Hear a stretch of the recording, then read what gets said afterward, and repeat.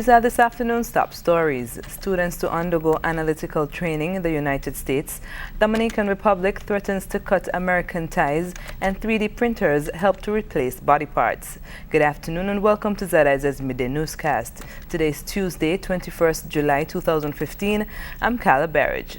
In national news, 2 students from the Clarence Fitzroy Bryant College and 2 from the Nevis Sixth Form will be given the opportunity to acquire research training at the University of Virginia this summer.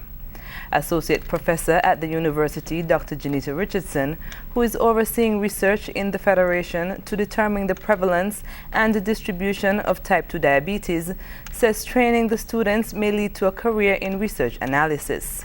I also then incorporated some local students into the research team who are being paid, and faculty members, one from CFBC and one from Nevis Sixth Form.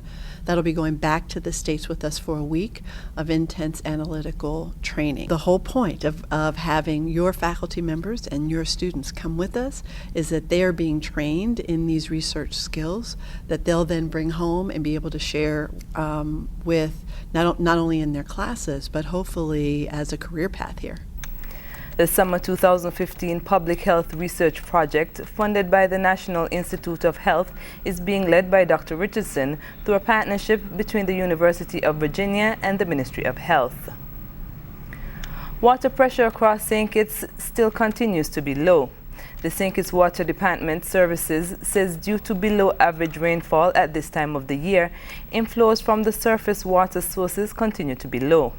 Some consumers, the Water Department says, would experience low pressure and supply interruption, especially during peak demand times 6 a.m. to 9 a.m. and 5 p.m. to 8 p.m. Consumers, especially those in West Bastier, Upper Cayon and Barrio, will be most affected. In the interim, the Water Services Department may have to ration the supply in these areas during the hours of 10 p.m. to 5 a.m. to ensure adequate supply during peak demand periods. Consumers are therefore encouraged to conserve water by fixing leaks and using water only for essential uses. You can contact the Water Services Department at 466-8500 or 466-3070 to report leaks or other related concerns. Meanwhile, the St. Kitts Met Office reports rainfall recorded so far for July at 0.39 inches. It's a legacy. That is what the Minister of Youth, Honorable Sean Richards, believes of the annual Summer Youth Camp spearheaded by the Department of Youth Empowerment.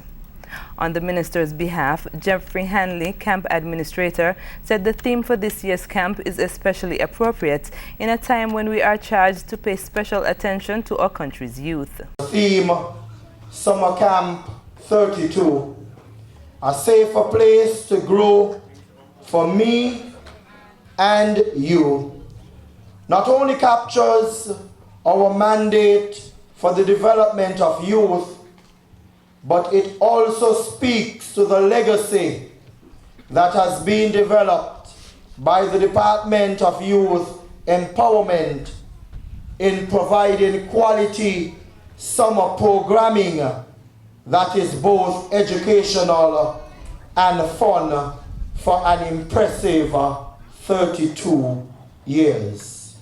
Since then, Hanley said the amount of disciplines have expanded and very often assistance is secured from adults who themselves attended the camp as children. Throughout the years, many civilians have joined forces with the Department of Youth Empowerment to aid in the planning and execution involved in this event. For such a rich legacy, the mammoth crowd and consistent excellence, I wish to commend the Youth Department and the Army of Volunteers. This year, at least 71 dorm leaders and supporting staff are donating their personal time to youth development. A look at news on the regional scene. The Haiti Sentinel reports that the Dominican Republic's Minister of Foreign Affairs said that his country would no longer have anything to talk about with the newly elected Organization of American States Secretary General, Luis Almagro. if he did not take back statements that seem to have been taken out of context. This comes following a CNN interview with the OAS Secretary General saying Hispaniola, quote, is an island, and when it is an island, there are not two countries. This is a small island with two countries with different social, economic, and political realities, very different. The day after, Dominican Foreign Affairs Minister Andres Navarro held a press conference and was reported by the Dominican media as having given a scathing rebuke against the head of the OAS. Navarro told journalists that the OAS Secretary General had stated that there should only be one country in the island, therefore their government is threatening to cut ties with the OAS. Early last week, an OAS delegation was sent to visit both countries and review the situation. In the Bahamas, because of the high percentage of teenage pregnancies and sexually transmitted diseases, a Bahamian youth leader decided to form an organization called Princess Court Ministries that stimulated girls to remain sexually pure until marriage and to enhance their spiritual lives. There's no shortage of pearls in Stephanie Burrows' world. The pink and the pearls, the colors for the Princess Court is pink and white because of purity with the pearls. But the gems of wisdom she imparts are so much more valuable to the scores of girls she mentors. The goal of the Princess Court is to encourage the girls to remain sexually pure until marriage, to help them to become godly homemakers, and to also enhance their spiritual lives. Burrows is the executive coordinator of Princess Court Ministries. They've pushed the message of sexual purity until marriage to more than 560 girls, guided by this characterization of participants. Little girls love to be called princesses, so we thought to give them that name to help them as they think of themselves as princesses. Maybe that would help with their self-esteem, make them feel good about themselves and how beautiful they are. Thus, the Princess Court Ministry. But Burrows realizes not all girls see themselves that way, and changing that is a big part of her mission. When we go to the schools and when we are walking around, I would encounter girls. Some girls may look unkept, some may look lonely, so I would just go up to them and talk to them, introduce myself, or ask a question, or ask them if they would like for me to buy lunch or a snack for them, and then tell them where my church is, and the relationship continues. Mothers are also engaged in the program, providing guidance to their juniors. And then there's a corporate big sister. BTC has been one of the major roles in the program by its sponsorship. BTC has been sponsoring us from 2010, it's now 2015, and when we are supported by BTC, we are able to buy the tiaras for our girls, and every year we have to give the girls tiaras because either it's lost or they can't find it or whatever, it's broken with the tiaras. So BTC assists us in buying the tiaras and the snacks, the drinks for the girls. The Princess Court is always looking for new members. It's a connection they, along with BTC, are using to change their corner of the world. Keishla Adderley for the BTC Island Connection. Internationally, they have printed everything from guns to shoes. Now 3D printers are helping to make replica body parts. Medical staff at the university in Australia are pioneering the technique which they think could change the way doctors are taught. Al Jazeera's Andrew Thomas reports from Melbourne, Australia. Caked in this powder is the latest innovation in 3D printing, replica body parts. Designs are based on CT scans of people, which are coloured within a computer to create a file to send to a 3D printer. It builds a block of powder in thousands of incremental sweeps. With each sweep, the printer head injects solidifying colours into just a tiny proportion of the powder. As the block is lowered 1/10 of a millimetre for each sweep, a detailed limb forms within. We had a head, we'd printed a face and a head and all the muscles around the face and neck, and it was rising out of the powder, and it was very eerie but very amazing. The parts aren't suitable to implant in people. The biocompatibility needed for that is probably still many decades away. but accurate replicas of parts can be useful for training doctors. Traditionally, students learn from books, crude moulded models, or occasionally from parts dissected from dead people's bodies, cadavers. 2 hours a week maybe.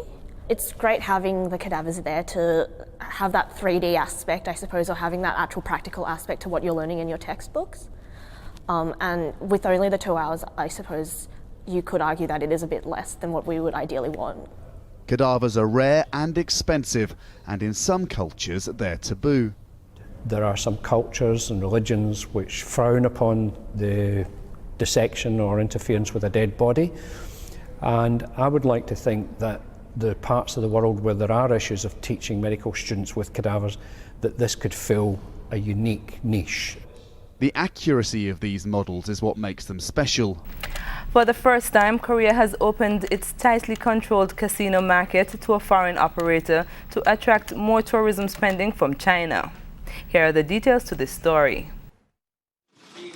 The Culture Ministry said at a press briefing Tuesday that it has granted approval to the Indonesian Chinese enterprise Lippo Group and US-based ZIZ Entertainment to open the casino, which will be for foreigners only. The casino will be located some 50 kilometers west of Seoul on Yeongjong-do Island, which is part of the Incheon Free Economic Zone and the location of Incheon International Airport. The approval is for the first phase of the consortium's plan to develop a high-end resort. Phase 1 will see construction of 2 hotels, serviced residences, and a convention center for an estimated cost of roughly $700 million, and completion is expected in 2018. The entire development is expected to cost over $2 billion and will be completed by 2023. The Lippo and ZIZ consortium first submitted the proposal to develop the casino resort last year, but the proposal was rejected on the grounds that the plan did not fulfill certain credit rating qualifications. The consortium won approval for the plan after enlarging the size of the investment and submitting suitable credit rating assessments. This is a preliminary approval granted to the consortium, with conditions attached. The approval is only valid when the joint venture successfully implements certain conditions, such as undergoing an annual audit. This decision was made after a thorough evaluation by related ministries, with the goal of boosting the nation's tourism industry.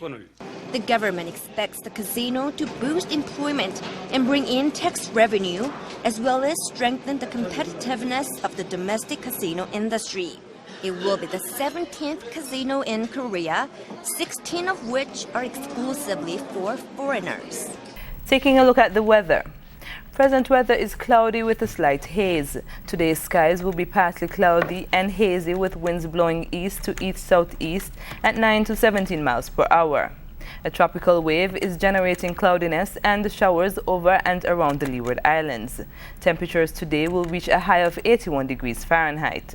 Sunset this evening will be at 6:48 p.m. and sunrise tomorrow will be at 5:47 a.m. That brings us to the end of the ZIZ Midday Newscast. Join us this evening for these stories and more in detail. Thank you for joining us. I'm Carla Berridge.